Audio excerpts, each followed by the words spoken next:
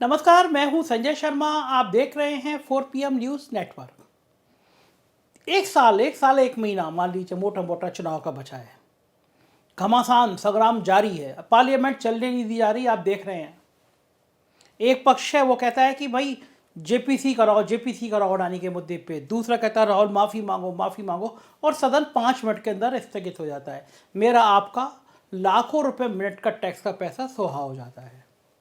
अब ये सब चलेगा, चुनाव तक चलेगा। कभी किसी विपक्ष के यहाँ छापे पड़ेंगे, कभी ईडी आ जाएगी, कभी सीबीआई जाएगी, कभी पत्रकारों को नोटिस दिए जाएंगे, कभी पत्रकार गिरफ्तार हो जाएंगे।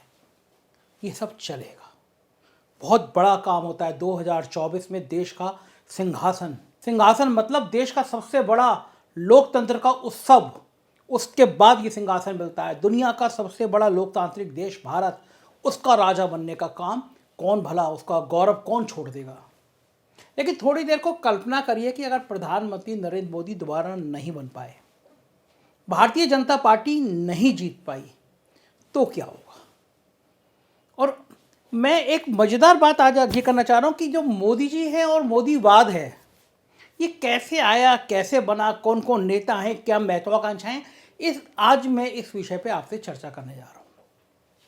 दरअसल सत्ता की होड़ में लोकतंत्र के इस महापर्व की धूम किसकी किस्मत खोलेगी या किसका सितारा डूबेगा, अब इस सवाल को लेकर अटकलों का दौर शुरू हो गया है। मगर मैं आज आपसे नरेंद्र मोदी जी, नीतीश कुमार, मल्लिकार्जुन खड़गे, राहुल गांधी, शरद पवार, ममता बनर्जी, केसीआर, अरविंद केजरीवाल, अखिलेश यादव, इन जैसे दिल्ली की सत्ता के घोषित और अघोषित दावेदारों की चर्चा करने नहीं जा रहा।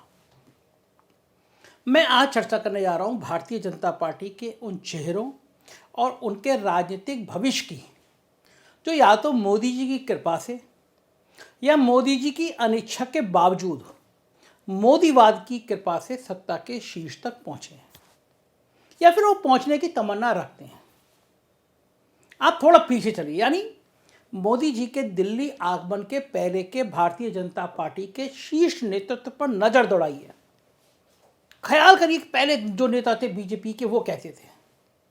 फिर पता चल जाएगा आपको कि आखिर क्यों लाल कृष्ण आडवाणी जी अक्सर ये कहा करते थे कि लोकतंत्र लोक लाज से चलता है। क्योंकि तब हिंदुत्व की लाइन लेने के बावजूद, मंदिर आंदोलन में सक्रिय भागीदारी के बावजूद, पार्टी के किसी शीर्षस्थ नेता के द्वारा किसी संप्रदाय विशेष के खिलाफ कभी नहीं बोला जाता था। किसी के कपड़ों से उसकी पहचान की बातें कभी नहीं की जाती थी।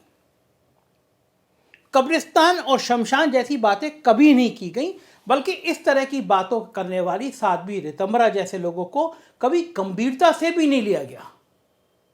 आप सोचिए, क्या आपने कभी अटल जी, आडवाणी जी, जोशी जी, जसवंत सिंह, सुषमा स्वराज, कुशाभाऊ ठाकरे या फिर गोविंदाचार्य जी के मुंह से कभी कोई उल्टी सीधी ऐसी भड़काऊ आग लगाने वाली लाइनें सुनी हैं?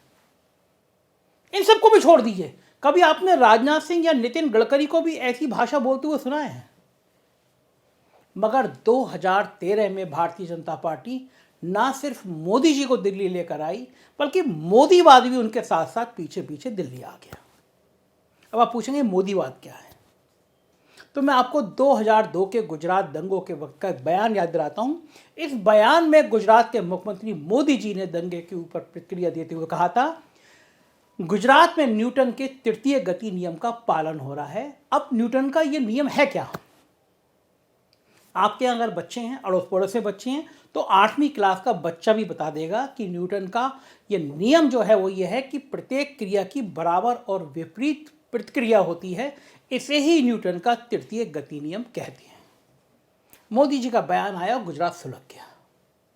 अब 2013 में जब मोदी जी दिल्ली आए तो उनके साथ यही मोदीवाद भी दिल्ली आकर भारतीय जनता पार्टी पर हावी हो गया।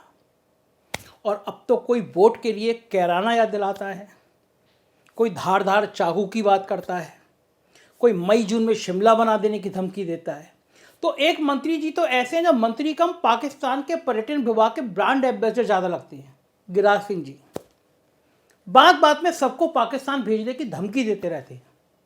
वीज़ा तो किसी को भी नहीं दिला पाते कि कोई वाकई पाकिस्तान जाकर उस तक्षशिला विश्वविद्यालय के अवशेषों का दर्शन करके आए जहां चाणक्य पढ़ाया करते थे, या कटासराज मंदिर ही घुमाए, मगर धम की जरूरत क्या करते हैं।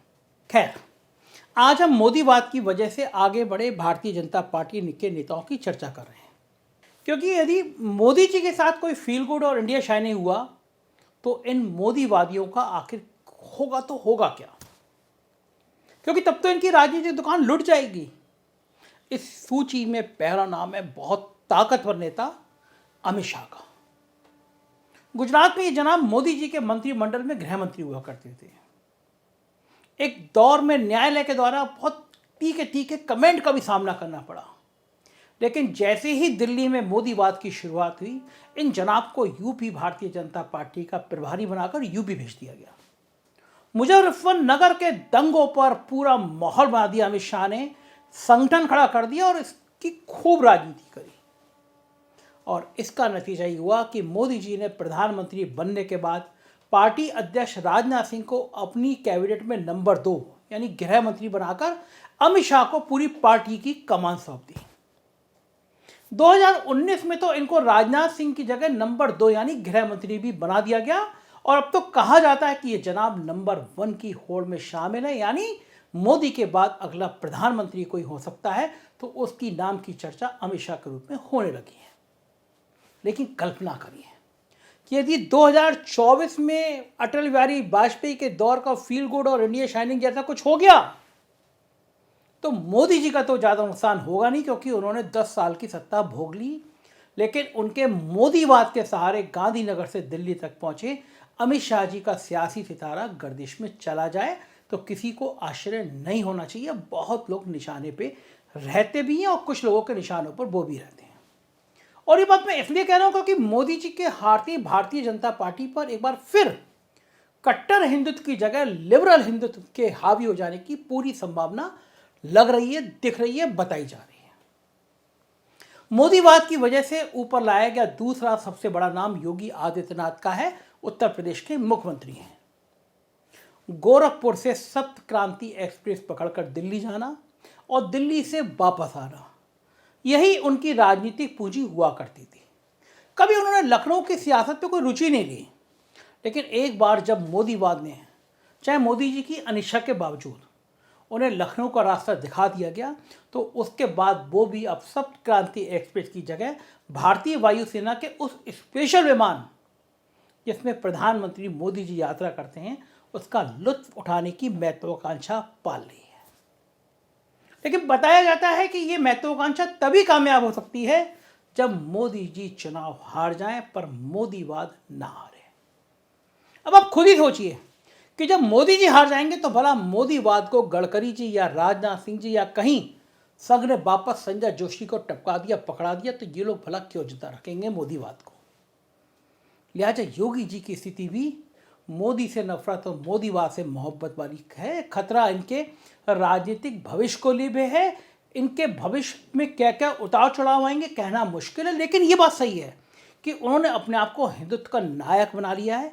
और योगी आदित्यनाथ भी जानते हैं कि अगर 2024 में मोदी बने तो उनके लिए परेशानी होंगी, और मोदी नहीं बने, सरकार नहीं बनी, तो 2029 में वह बीजेपी की तरफ से प्रधानमंत्री पद के उम्मीदवार हो सकते हैं। अब बात एक बहुत मजेदार नेता गिरिराज सिंह की। बड़ी तमन्ना पाल रखी है इन्होंने बिहार का मुख्यमंत्री बनने की। इन महाशय को भी बिहार का योगी आदित्यनाथ बनना है। शायद सोच रहे हो कि नालंदा विश्वविद्यालय का इतिहास समेटे बिहार के लोगों में पाकिस्तान जाकर तक्षशिला विश्वविद्यालय देखने की तमन्ना ज़्यादा हो, क्योंकि तभी उनकी बात पर पाकिस्तान भेजने वाली धमकी का लोग फ़ायदा उठा पाएंगे, पाकिस्तान चले जाएंगे। लेकिन इनके साथ भी समस्या यही है कि 2024 में कहीं इंडिया शाइनिंग हो गया, फील गुड हो गया, तो बिहार से मोदीवाद तो नहीं जाएगा, मगर फिर भी ये जनाब किनारे लग जाएंगे। दरअसल बिहार भाजपा से मोदीवाद नहीं बल्कि नरेंद्र मोदीवाद की विदाई हो जाएगी और सुशील मोदीवाद वापस आ जाएगा और गिरिराज सिंह जी ठिकाने लग जाएंगे। अब ऐसे में तो तक्षशिला घूमने के लिए पाकिस्तान का पहला वीज़ा गिरिराज बाबू को ही मांगना पड़ जाएगा, क्योंकि बिहार में तो फिर उनकी चलेगी नहीं। इस कड़ी में चौथा नाम आधे बिहारी और आधे हिमाचली जेपी नड्डा जी का भी है, क्योंकि जब उनके देवताओं के देवता ही किनारे लग जाएंगे तो भला भक्त को कौन पूछेगा। फिर अध्यक्ष पद तो छोड़िए, राज्यसभा के सहारे चल रही राजनीतिक दुकानदारी भी खतरे में आ सकती है। इन सब के अलावा कुछ और नाम भी हैं जिनको अपने पॉलिटिकल सर्वाइवल के लिए मोदीवाद की सख्त जरूरत है। मसलन कपिल मिश्रा, अमित मालवीय, अनुराग ठाकुर, प्रज्ञा ठाकुर जैसे लोग। कुछ ब्यूरोक्रेट भी हैं जो मोदीवाद की कृपा से रेल मंत्री बनकर रेल भी चला रहे हैं और ब्राह्मण महासभा सम्मेलन में जाके परशुराम जिंदाबाद के नारे भी लगा रहे हैं। कुछ ने तो चीन के सामने अपने देश को ही बेबस बता दिया है और एक जनाब तो आरएसएस को आतंकी संगठन मानने के बावजूद मोदीवाद की वजह से कैबिनेट में पावर सप्लाई दे रहे हैं, ऊर्जा मंत्री बने हैं। इसके अलावा कुछ सरकारी कवि और पत्रकार भी हैं जिनकी दुकानदारी ही मोदीवाद के भूते चल रही है। सुधीर चौधरी भैया जिंदाबाद। और इन सबके सामने सवाल यही है कि यदि लोकसभा चुनाव में जनता ने चाय पिलाने की जिम्मेदारी चाय वाले की जगह उस आदमी को सौंप दी जिसकी कोई चाय भी नहीं पीता था, जो दलित था, तो क्या होगा? मैं बात खड़गे जी की कर रहा हूँ। साथ ही क्या होगा उस ट्रोल आर्मी और व्हाट्सएप यूनिवर्सिटी के छात्रों का जिन्होंने अपनी जिंदगी के 10 महत्वपूर्ण साल साहिब की भक्ति में बर्बाद कर दी है। मुझे तो इन सबकी बड़ी चिंता हो रही है, लेकिन फिर भी ये उम्मीद की किरण नजर आती है क्योंकि इस देश में तो मौसम वैज्ञानिकों में भी गूंजे धरती आसमान एक ही नाम जैसे नारे लगवा लेने की अद्भुत काबिलियत रही है। 2024 में क्या होगा हमारी निगाह रहेगी, बताते रहेंगे। आज मोदीवाद की कहानी, कल कुछ और कहानी। पॉलिटिकल किस्से सुनने और पॉलिटिकल बातें जाननी हो तो देखते रहिए 4 PM। आपका अपना चैनल है। राज्यों में अलग अलग चैनल हैं, यूपी, बिहार, कर्नाटक, गुजरात। बस 4 PM के साथ राज का नाम डालिए, सब्सक्राइब करिए। शुक्रिया, थैंक यू।